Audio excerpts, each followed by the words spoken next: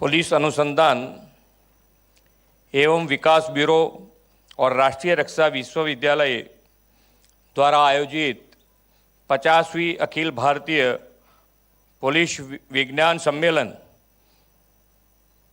के आज के अवसर पर हमारे सबके बीच उपस्थित केंद्रीय गृह एवं सहकारिता मंत्री श्रीमान अमित भाई शाह साहब, केंद्रीय गृह सचिव Shri Govind Mohan ji, bureau of police research and development के महानिदेशक श्री राजकुमार शर्मा, आरआरयू के कुलपति श्री बिमल भाई पटेल,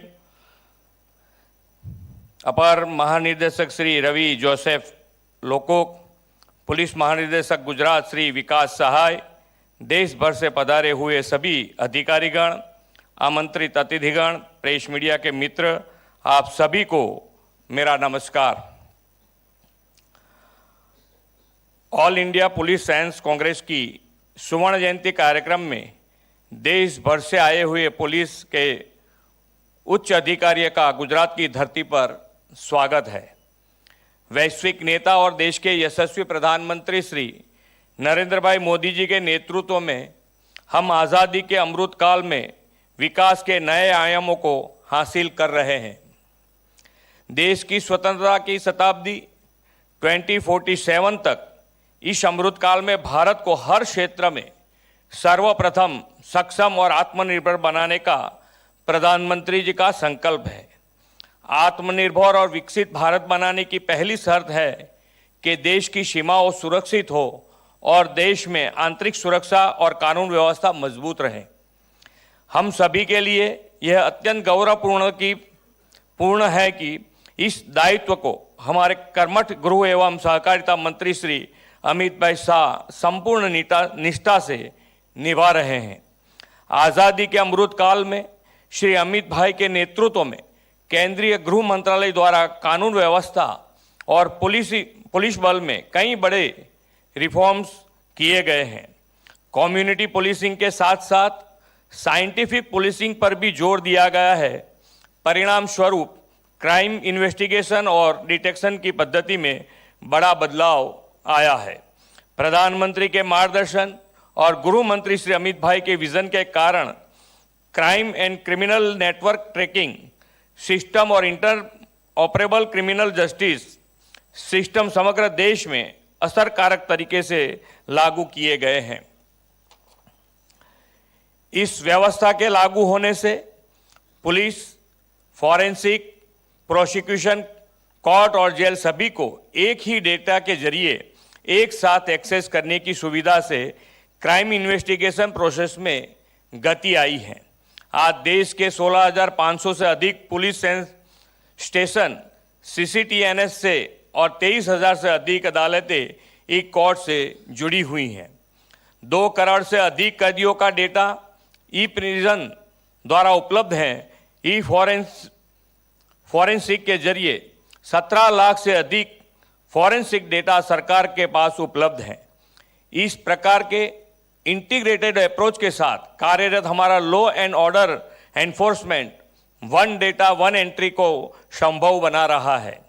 प्रधानमंत्री जी श्री नरेंद्र भाई मोदी जी के मार्गदर्शन और अमित भाई शाह के नेतृत्व में देश नया पुलिस बल तैयार कर रहा है जो लॉ सेवी भी हो और टैक्स सेवी भी हो। हमारा देश जब स्वतंत्रता की शताब्दी मना रहा हो तब आज का यह लॉ सेवी और टैक्स सेवी police force model police force बनकर उभरेगा, ये मेरा विश्वास है। पुलिसिंग और इन्वेस्टिगेशन के मॉडर्नाइजेशन के साथ कानून व्यवस्था में मॉडर्नाइजेशन की भी देश में आवश्यकता थी। देश की आज़ादी के दशकों बाद अब समय अनुकूल न्याय संगत भारतीय दंड संहिता प्रधानमंत्री श्री नरेंद्र भाई मोदी की प्रेरणा तथा गृह मंत्री श्री अमित भाई के मार्गदर्शन में मिली है।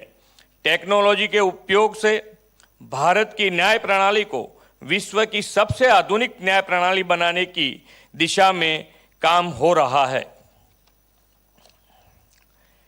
इतना ही नहीं, पुलिस तथा लॉ एनफोर्समेंट एजेंसी की मेथोडोलॉजी भी आमूल परिवर्तन आया है। गुजरात का सौभाग्य है कि प्रधानमंत्री श्री नरेंद्र भाई तथा गृह मंत्री श्री अमित भाई के विजनरी नेतृत्व का लाभ हम 2 दशक से लगातार मिलता रहा है। उनके मार्गदर्शन में गुजरात पुलिसिंग और कानून व्यवस्था की दिशा में निरंतर प्रगति कर रहा है। रक्षा शक्ति यूनिवर्सिटी, फॉरेंसिक साइंस यूनिवर्सिटी और गुजरात नेशनल लॉ यूनिवर्सिटी का प्रशिक्षण संकलित कर पुलिस सेवा के ट्रेनिंग में मॉडर्नाइजेशन में गुजरात देश भर में अग्रणी रहा है। मुझे यह बताते हुए खुशी हो रही है कि गुजरात में दर्ज किए गए साइबर क्राइम में 95% मामलों का हल करने में साइबर सेल को सफलता मिली है। हाल ही में प्रधानमंत्री जी ने भी अपने रेडियो कार्यक्रम मन की बात में भी देश में बढ़ती हुई डिजिटल अरेस्ट की घटनाओं पर गहरी चिंता व्यक्त की थी।